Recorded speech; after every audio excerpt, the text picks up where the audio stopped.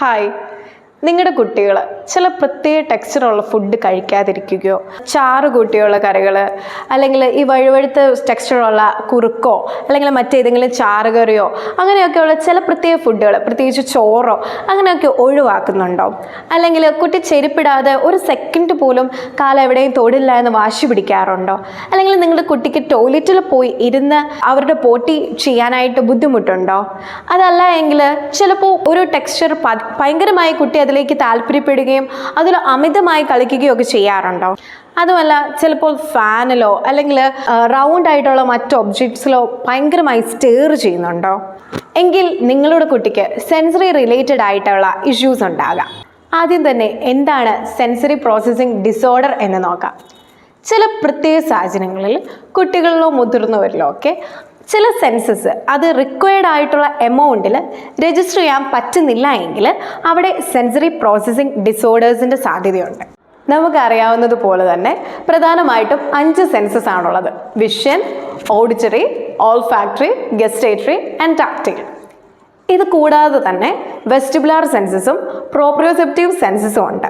Vestibular senses എന്നത് ബാലൻസിനെ relate ചെയ്തുള്ള census ആണ്. പ്രോപ്രിയോസെപ്റ്റീവ് എന്നുള്ളത് നമ്മുടെ ജോയിന്റ് പൊസിഷൻ സെൻസ് ആണ്.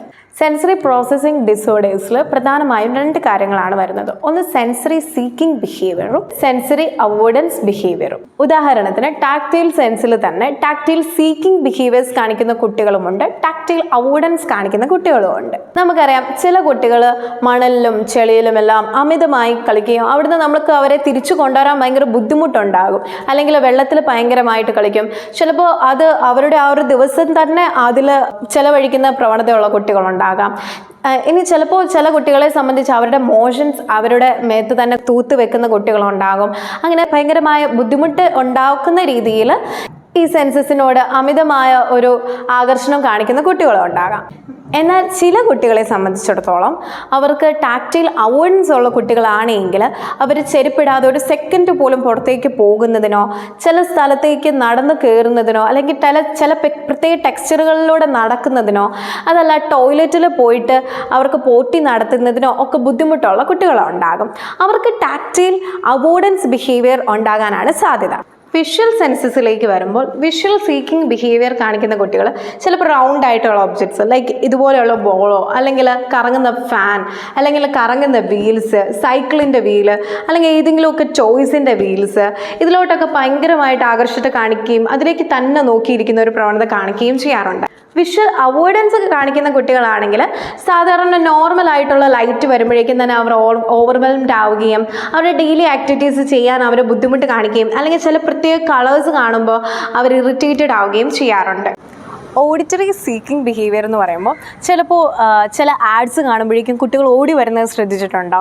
അതല്ല, ചില പ്രത്യേക സൗണ്ട്സ് അവർ റിപ്പീറ്റഡ് ആയിട്ട് കേൾക്കാൻ വേണ്ടിയിട്ട് അല്ലെങ്കിൽ അവരെ തന്നെ ചില നോയ്സ് മേക്ക് ചെയ്യുക, ചില വൈബ്രേഷൻ ഉള്ള സൗണ്ട്സ് അവരിങ്ങനെ ഉദാഹരണത്തിന് അങ്ങനെ റിപ്പീറ്റഡ് ആയിട്ട് പറഞ്ഞുകൊണ്ടിരിക്കുക, ഇങ്ങനെയുള്ള ചില ബിഹേവിയേഴ്സ് കുട്ടികൾ കാണിക്കുന്നതായിട്ട് നോട്ടീസ് ചെയ്തിട്ടുണ്ടോ? അതൊക്കെ ഓഡിറ്ററി സീക്കിംഗ് ബിഹേവിയേഴ്സ് ആയിരിക്കാം. ഓഡിറ്ററി അവോയ്ഡൻസ് കാണിക്കുന്ന കുട്ടികളെ സംബന്ധിച്ചിടത്തോളം ചിലപ്പോൾ മിക്സറിൻ്റെ സൗണ്ട് അല്ലെങ്കിൽ കുക്കറിൻ്റെ സൗണ്ട്, ചിലപ്പോൾ ക്രാക്കേഴ്സിൻ്റെ സൗണ്ട് ആകാം, ഹെവി വെഹിക്കിൾസിൻ്റെ സൗണ്ട് ആകാം. ഇതൊക്കെ കേൾക്കുമ്പോൾ കുട്ടികൾ ഭയങ്കരമായിട്ട് ചെവി പൊത്തുകയും ഭയങ്കര ഡിസ്റ്റർബ്ഡ് ആയിട്ട് നിൽക്കുകയും ചെയ്യാറുണ്ട്. ഇതുപോലെ തന്നെയാണ് ഗസ്റ്റേറ്ററിയും ഓൾഫാക്ടറിയും. ചില പ്രത്യേക ടേസ്റ്റിനോടോ ചില പ്രത്യേക സ്മെല്ലിനോടോ അവരൊരു ആകർഷത കാണിക്കുകയോ അല്ലെങ്കിൽ അത് അവോയ്ഡ് ചെയ്യുകയോ ചെയ്യുന്നുണ്ടെങ്കിൽ ആ ഒരു സെൻസസിൽ അവർ പ്രശ്നം കാണിക്കുന്നതും ഉണ്ടാകാം. വെസ്റ്റിബുലാർ സീക്കിംഗ് ബിഹേവിയേഴ്സ് കാണിക്കുന്ന കുട്ടികളെ സംബന്ധിച്ചിടത്തോളം ചിലപ്പോൾ അവർക്ക് എവിടെയെങ്കിലും അടങ്ങിയിരിക്കുന്നതിന് ബുദ്ധിമുട്ടോ ഭയങ്കരമായിട്ട് മൂവ്മെൻറ്റ് സീക്ക് ചെയ്യാറുണ്ട്. ചിലപ്പം ഭയങ്കരമായിട്ട് ജമ്പ് ചെയ്യുക, ഓടുക, എങ്ങും ഇരിക്കാതിരിക്കുക, ഭയങ്കരമായിട്ട് മൂവ് ചെയ്യുക, അല്ലെങ്കിൽ ഹെഡിങ് ഇങ്ങനെ മൂവ് ചെയ്തുകൊണ്ടിരിക്കുക, ബാങ് ചെയ്തുകൊണ്ടിരിക്കുക, അങ്ങനെയൊക്കെയുള്ള ഏതെങ്കിലും ബിഹേവിയേഴ്സ് കാണിക്കുന്നുണ്ടെങ്കിൽ അത് വെസ്റ്റിബുലാർ സീക്കിംഗ് ബിഹേവിയേഴ്സ് ആകാം.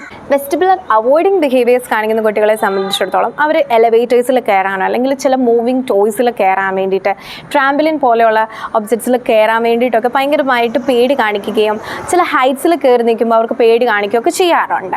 ഇനി പ്രോപ്രിയോസെപ്റ്റീവ് സെൻസസിലേക്ക് വരുമ്പോൾ അവിടെ പ്രോപ്രിയോസെപ്റ്റീവ് സീക്കിംഗ് ബിഹേവിയേഴ്സ് കാണിക്കുന്ന കുട്ടികളെ സംബന്ധിച്ചിടത്തോളം അവർ ചിലപ്പോൾ നമ്മൾ ടൈറ്റായിട്ട് ഭയങ്കരമായിട്ട് ഹഗ് ചെയ്യും, ചിലപ്പോൾ എപ്പോഴും വന്ന് നമ്മളെ ടച്ച് ചെയ്യും. ആ ഒരു പ്രഷർ അല്ലെങ്കിൽ ആ ഒരു ടച്ച് സീക്കിംഗ് കാണിക്കാറുണ്ട്. പ്രോപ്രിയോസെപ്റ്റീവ് സെൻസസ് അവോയ്ഡ് ചെയ്യുന്ന കുട്ടികളെ സംബന്ധിച്ചിടത്തോളം അവർ ഈ പറഞ്ഞത് എല്ലാം ഓപ്പോസിറ്റ് ആയിരിക്കും. അവർക്ക് നമ്മൾ ഹഗ് ചെയ്യുന്നതോ കിസ് ചെയ്യുന്നതോ ടച്ച് ചെയ്യുന്നതോ ഒന്നും ഇഷ്ടപ്പെടത്തില്ല.